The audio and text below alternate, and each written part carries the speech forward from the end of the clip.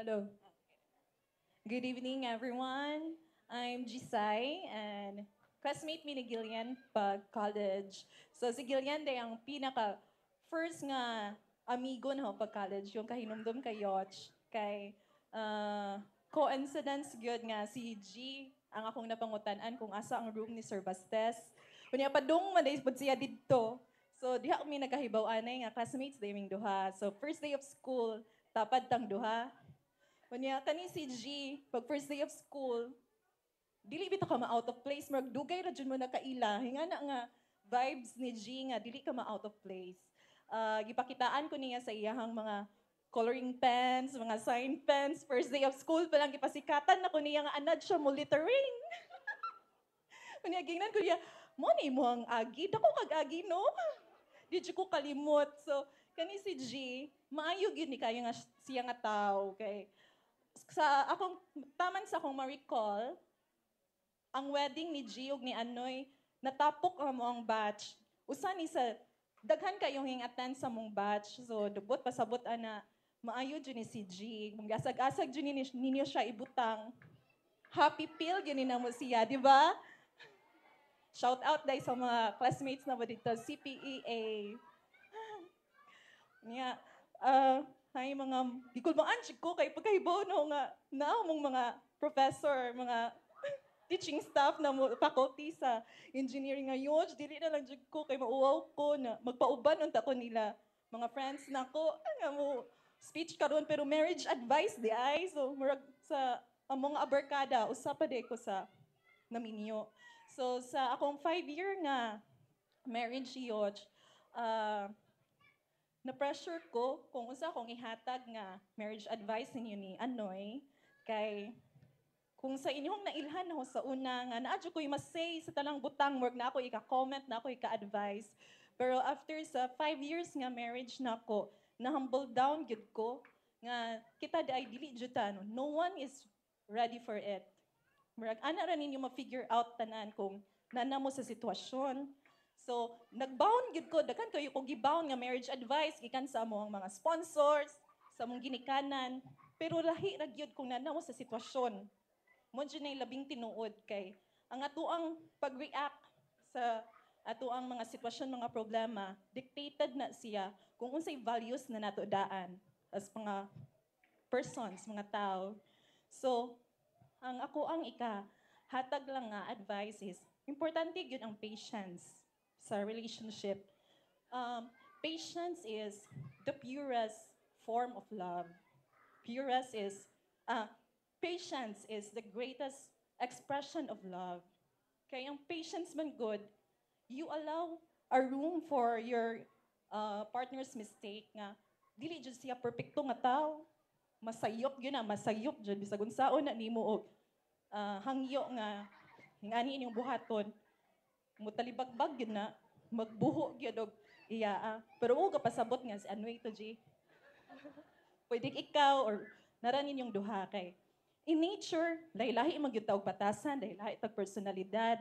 Siguro si G extrovert siya, si Anoy introvert, or ang usa optimistic, maghuna-huna. Ang usa pud dali ra kayo mag-worry sa future, wa pa gani nahitabo, nag-worry na. Ang usa kung nay mga problema, kalma lang. Ang usa siguro, kalma si Anoy ko no. Ang usa kung nay problema, aggressive kayo, magpanic. Saktong term, magpanic. So, ang patience di ay, imuhang allow imuhang partner nga masayop siya.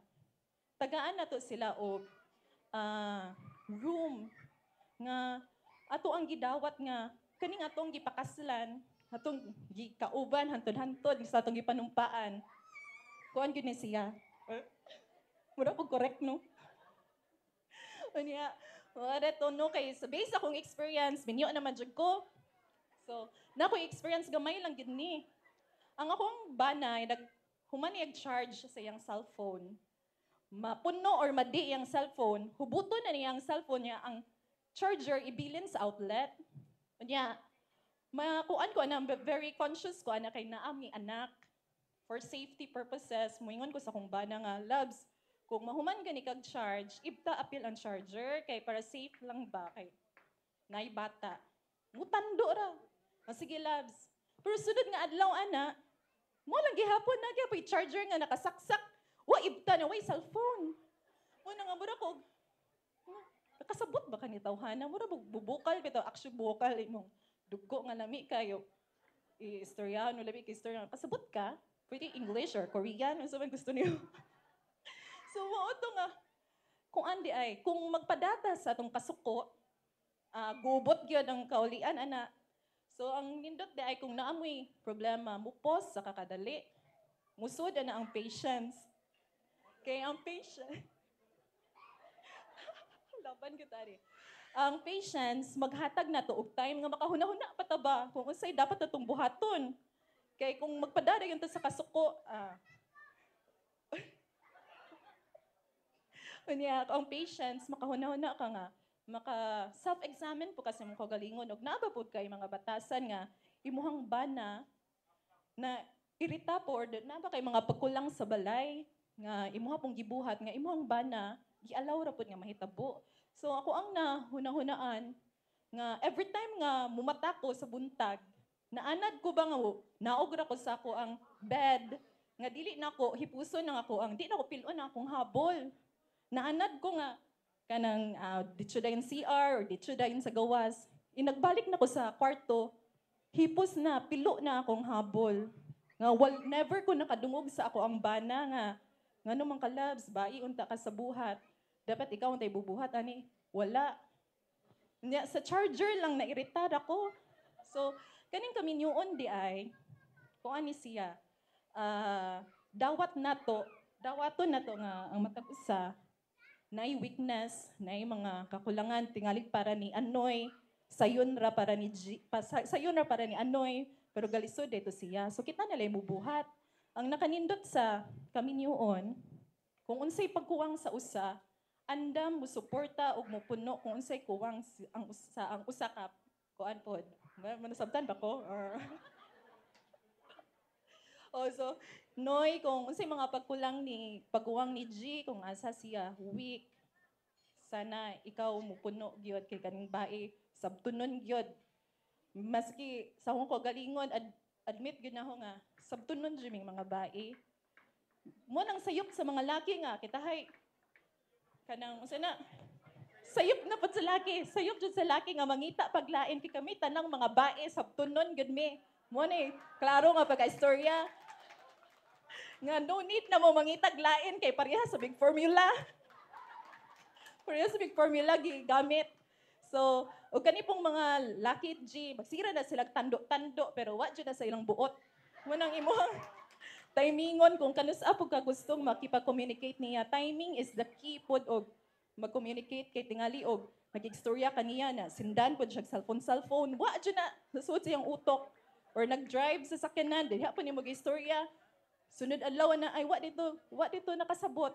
So mo nang kung magstorya magduha, importante nga ang presensya sa usag-usa naa gyud. Way gigunitan nga cellphone wala sa trabaho. Nga na lang kay ang kuan lang gyud importante sa relasyon ayo jud what ang communication. O the way gi-relay ninyo inyong words, importante po na katingali na-communicate lagi mo niya pero nagbanghaganay pod. So, dapat kalma lang. Baby, kalma. Mora to, congratulations, G. Anoy. Thank you so much.